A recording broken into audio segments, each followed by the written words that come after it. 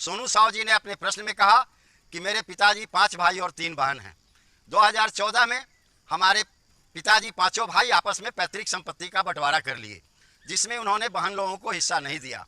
उसके बाद कुछ दिन के बाद 2 भाई अपने हिस्से की जमीन किसी अन्य व्यक्ति को बेच देते हैं। ऐसी परिस्थिति में क्या जो बहन है उसका हिस्सा उस पैतृक संपत्ति में नहीं मिलेगा, क्योंकि 2014 के बंटवारे में बहन लोगों को कोई हिस्सा नहीं दिया गया था।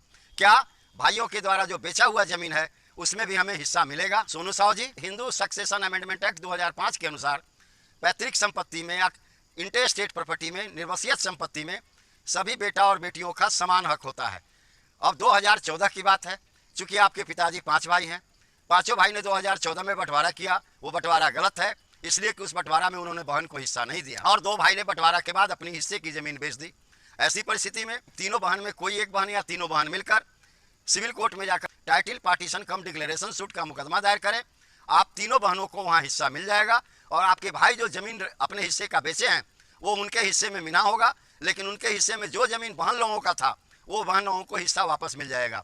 यानी न्यायालय के आदेश के बाद तीनों बहनों को हिस्सा बराबर बराबर मिल जाएगा, जितना कि 5 भाइयों को मिला है।